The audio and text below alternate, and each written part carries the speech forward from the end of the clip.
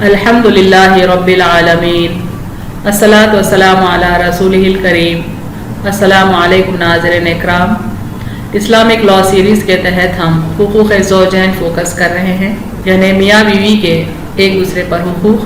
Part 1 میں ہم نے common duties and rights of husband and wife discuss کیا ہے، یعنی ایسے حقوق اور فرائض جو شوہر اور بیوی کے بیچ کامن ہوتے ہیں۔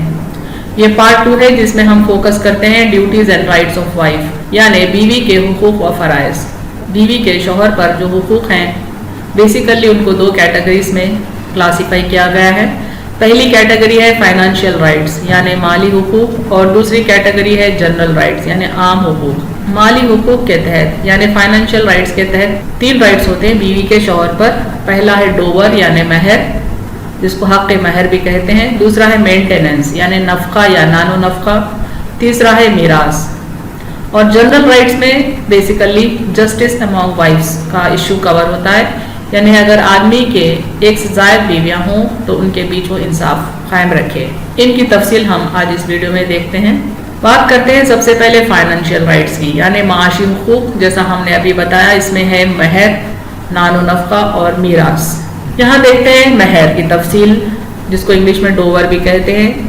بیسیکلی مہر کے 3 اقسام ہوتے ہیں۔ ایک ہے ٹریڈیشنل ڈوور جس کو مہر سنت کہتے ہیں، ایک ہے کسٹمری ڈوور جس کو مہر المثل کہتے ہیں، اور ایک ہے اسپیسیفائڈ ڈوور جس کو مہر مسمہ بھی کہتے ہیں۔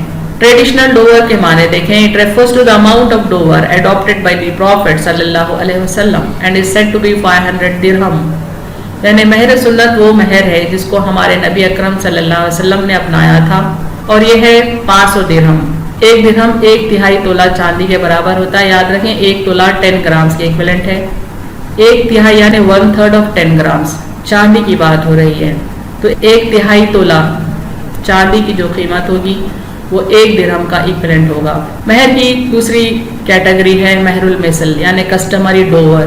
In regulating the customary dower of a woman, attention must be paid to her equality with a woman from whom dower's rule is to be taken, in terms of age, beauty, fortune, understanding and virtue.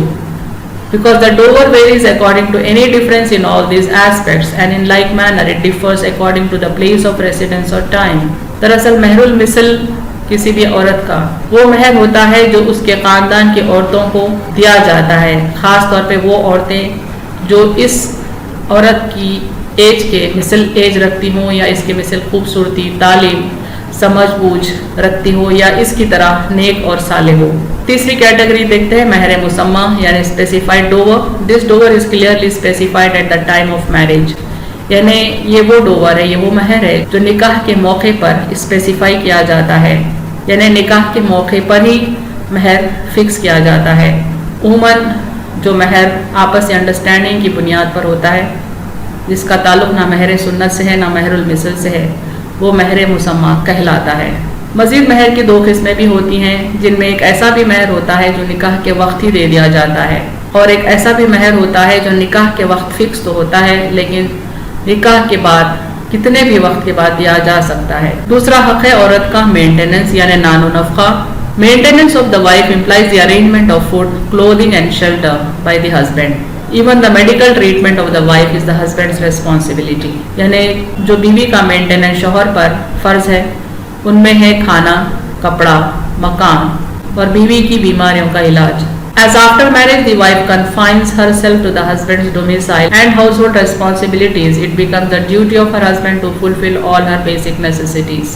چونکہ نکاح کے بعد عورت کی دوڑ دھوپ شوہر کے گھر تک محدود ہو جاتی ہے، اس کے گھریلو ذمہ داریاں تک محدود ہو جاتی ہے، اس لیے اس کے شوہر کا یہ فرض ہے کہ اپنی بیوی کے تمام بیسک نیسیسٹیز کو یعنی بنیادی ضروریات کو پورا کرے۔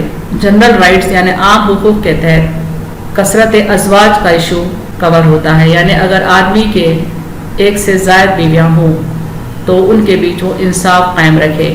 دیکھیں if there is more than one wife then equality shall be maintained in food, clothing and shelter. یعنی اگر ایک سے زیادہ بیویاں ہوں تو ان تمام کو ایک جیسا کھانا، ایک جیسا کپڑا اور ایک جیسا مکان وہ مہیا کرے۔ Also time should be shared equally، یہاں تک کہ ان کے بیچ وقت بھی برابر تقسیم کرے۔ Prophet Muhammad صلی اللہ علیہ وسلم said If a person has 2 wives and he is bent towards one, then on the day of resurrection he will come with one side of his body bent. یعنی جو شخص 2 بیویاں رکھتا ہو لیکن ایک کی طرف اس کا جھکاؤ زیادہ رہا تو پھر حشر کے دن وہ اس طرح سے آئے گا کہ اس کا جسم کا آدھا حصہ گرا ہوا ہوگا، یعنی جیسے کہ فالج کے مریض کے ہاتھ پیر گر جاتے ہیں۔